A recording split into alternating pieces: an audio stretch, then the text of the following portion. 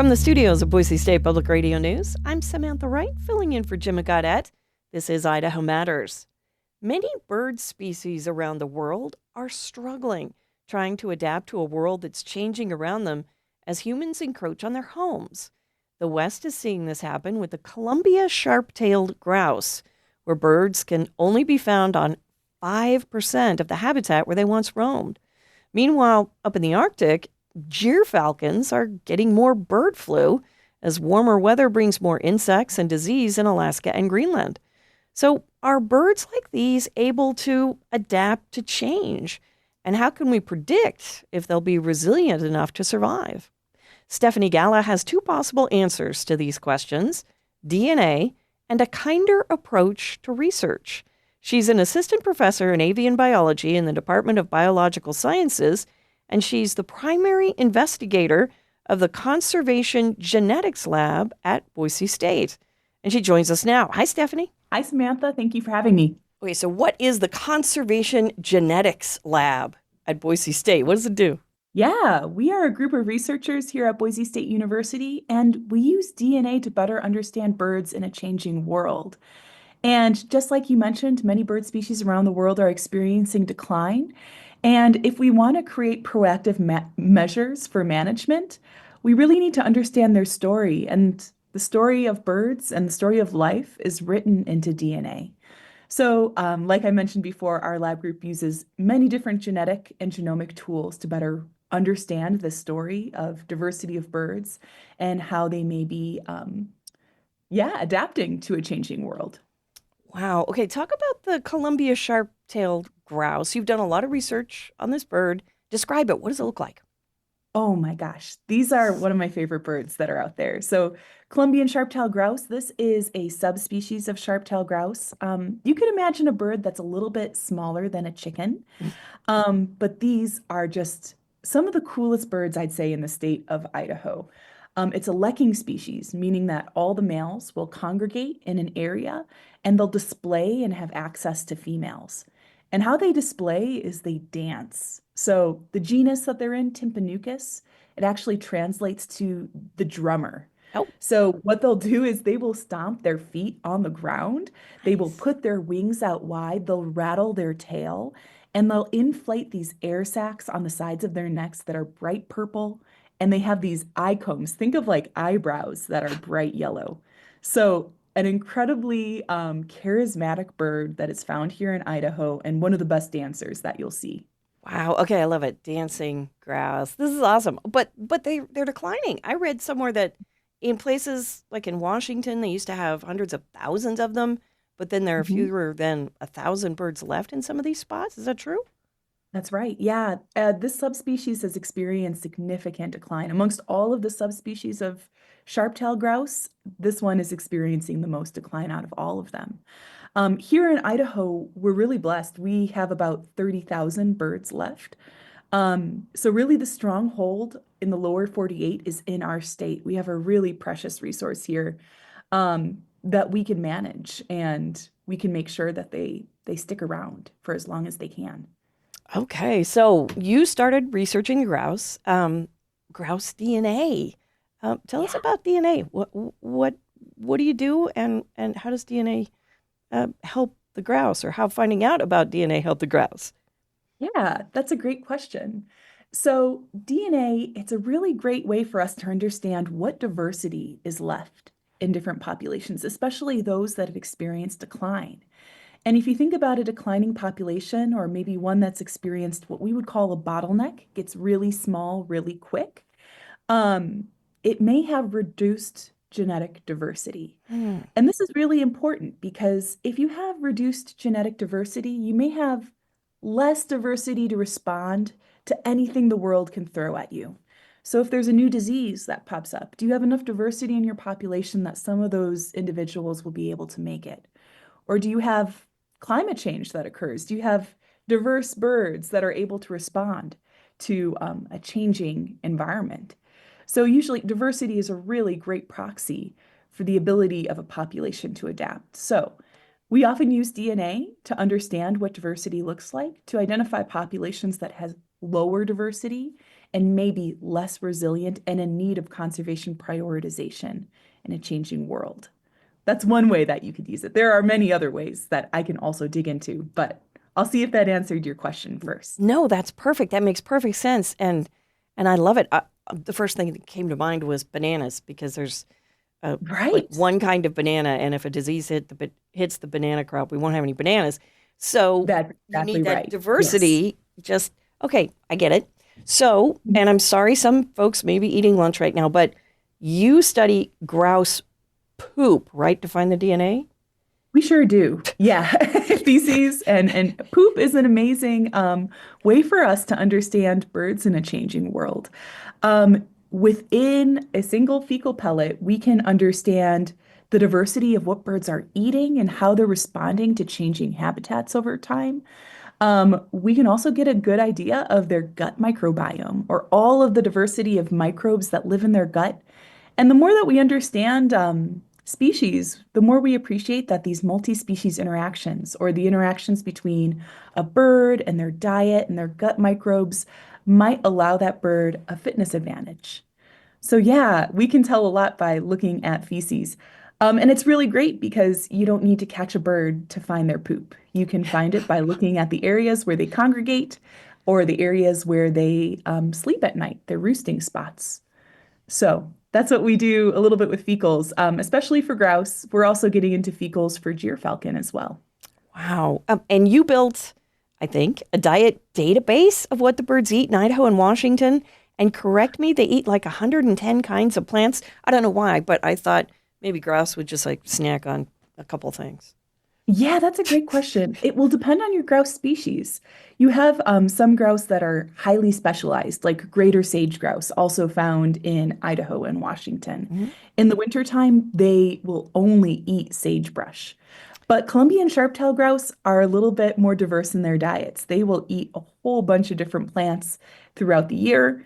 But we're really interested in seeing what the diet looks like across space and time. So yeah, we are currently digging into their diet with fecal metabarcoding, and we've discovered roughly 120 different plant species across their range so far. Wow. So we're really excited to dig more into this approach and learn all of its caveats and get a better picture of diet for this rapidly declining subspecies of grouse. Well, and that's got to be handy because if we know what they eat and we know they eat a lot, if some of the food goes away, then Mhm. you know what's left or what to preserve. Exactly. Yeah. If we know what populations are doing well and what they're eating and how that might compare to populations that aren't doing well, we can figure out whether or not food might be a contributor to population success or population decline, or fitness of birds over time. So our first step is just characterizing the diet because that hasn't been done in a very robust way in Columbian sharp-tailed grouse. But once we have a handle on it, there's so many questions that can be asked with diet. And we're excited for our lab group to grow in that space over the next many years. We're speaking with Stephanie Galla, an assistant professor in avian biology at Boise State, about her research into bird DNA. And you also studied, we mentioned this, Gyrfalcons in the You got Arctic. it. Oh, Yeah. yay. Yeah. Okay, tell Yeah, me. you got it. There's many ways to pronounce Gyrfalcon. So all of them are wonderful. Tell me about Yes. these. What do they look like? Yeah, Gyrfalcon are the largest falcon in the world, so they're pretty big. They can also be variable in color. They can go from very dark birds to pure white. And they're found around the Arctic. They are circumpolar, so they're found at the very top of the world. And it's a pretty cool bird because they can handle some really cold conditions. They don't migrate very much. Oh, So they just really stay at the very top. wow. Okay, and you found out they're getting more bird flu than they used to. Why is this changing? Oh, this is a great point. So there are some populations that appear to be getting bird flu, those in Iceland in particular. Wow. Other places they haven't detected it yet. But anecdotally, there is evidence that gyrfalcon are more susceptible just to disease in general. Hmm. And one of the benefits of breeding so far north is that you're in a very cold place, and there's just fewer diseases commonly found in the high Arctic than, let's say, at the equator. of the world. There's been some really cool studies that have come out that have shown that in avian immune genes, or the genes that help with immune defense in birds, they seem to be more diverse at the equator than up at the poles. So there's a lot of concern for species like Gyrfalcon, where they don't really have anywhere else to go. They can't go farther north. They're really at the top of their range.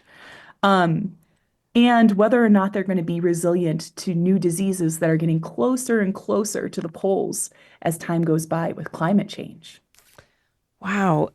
And you've also done research in New Zealand? I Uh, did. wow. Yeah. That's a lot of So different yeah, places. yes, I think that's the cool part about science. Science really connects you to a global community. And I was really fortunate to do my PhD in New Zealand studying the genetics of critically endangered New Zealand birds. And I'm happy to talk about that more too, because it's just New Zealand birds are very unique and they are very cool. Wow. Okay. So before we get into New Zealand birds, can we talk about the Kindness in Science project? You're one of the co-founders. Yeah. Tell me about this project. Yeah, this is a project that started when I was in Aotearoa, New Zealand as a PhD student. Um, and we felt like there was an opportunity to have some really thoughtful discussions about science culture, and what we bring to it, and how we can make sure that we keep as many diverse people at the science table as we can so that we can respond to really big challenges we're experiencing as a global community. So we started this kindness in science initiative to really define what is meant by kind culture in science, what is meant by collaborative culture in science, what is meant to have as many diverse voices at the table in science as we can. So we started that initiative, and it really started around defining what we mean by kindness in science, with creating cultures where you have mutual respect, where you are prioritizing diversity and maintaining diversity of people in science over space and time, and how that might be a little bit different from science systems, where maybe we have single individuals that are prioritized more than a group. So hopefully that answers your question a little bit more. No, that's perfect. And you Mhm. mentioned the New Zealand birds, some of which that are in trouble. Give us just an idea of a few. Yeah. So in New Zealand, many species of bird are experiencing significant decline, and New Zealand is an island nation found in the South Pacific. There are no native land mammals to New Zealand, but they've been introduced as people have discovered this landmass over the last 1,000 years. So the birds there are very naive to land mammals. Um, Today, I'd say the biggest predators in New Zealand are rats, cats, stoats, and possums. And a lot of the birds there are just naive. They don't know how to respond to these novel predators. Um, so yeah, a lot of the work that we did in New Zealand was focusing around three different species. We had the kaki, or the black stilt. There are less than 200 birds left. But in 1983, there were only 23 individuals. So it's really was on the brink of extinction. Wow. Another species I worked with is Kakariki karaka, which is the orange-fronted parakeet. Twice it was considered to be extinct in the wild before being rediscovered. And they don't have a great idea of the exact number of Kakariki karaka left, but somewhere around 300 individuals. So these birds are really on the brink. Wow. Okay, so I want to jump back to Idaho. Mhm. Grouse, you're talking about birds in New Zealand that are very few. I mean, very few left. But grouse are not federally threatened or endangered yet. So why Yeah. focus on them? I get, you want to focus on species where there's only 200 left, but grouse aren't technically that far in Um, trouble. So why do we look at them? yeah. I think that the wonderful thing about working with these grouse is, first off, they have very important cultural significance to the state of Idaho. They have a rich hunting legacy here. They're important to people for that reason, but also because they're so charismatic. And they are currently experiencing that really steep decline. But we have an opportunity here to step in and actually make a difference. Make a difference so that we don't end up with just a few hundred left. If there are tens of thousands of them here in Idaho, we have an opportunity to characterize their diversity, understand it better, and work with conservation practitioners so that we can actually create conservation strategies that keep them from becoming critically endangered. So I'd say that's my favorite reason for working with these species. They're not in the extinction vortex yet. They're not so small that we can't do something to make a difference. And I guess my last question is, how does studying these birds in three very different parts of the world, how does that help bring not only conservation together, but people together? Oh, absolutely. I'd say there's a really famous poet out there, Drew Landman, and he once said that birds are the thread that stitches the world together. They stitches the world together. They give us a really great sense of wonder and connection and home. And the great part about studying DNA is that every bird has it, no matter where in the world you are. So we can take lessons learned from other countries, from other systems. We could apply it here locally in Idaho to make best practice in management for these bird species, to co-develop it. And we can really learn from species all around the world using those same genetic approaches. So there's a lot of benefits to working together. And the more we come together as a global community with these different approaches, the better we can be equipped to address these big challenges and biodiversity loss that we're seeing around the world. Wow. We've been speaking with Stephanie Galla. She's an assistant professor in avian biology in the Department of Biological Sciences, and she's the primary investigator of the Conservation Genetics Lab at Boise State. We've been talking about her research into bird DNA. Stephanie, this has been great. Thank you so much. It's been wonderful being here. Thank you, Samantha. Thanks for listening to Idaho Matters. Boise State Public Radio and Idaho Matters are members of the NPR network. It's an independent coalition of public media podcasters. You can find more shows in the network wherever you get your podcasts. I'm Samantha Wright. We'll see you tomorrow. No matter what happens in Washington, the NPR Politics Podcast is here for you. For the latest news, insights, and analysis from the election and beyond, listen to the NPR Politics Podcast.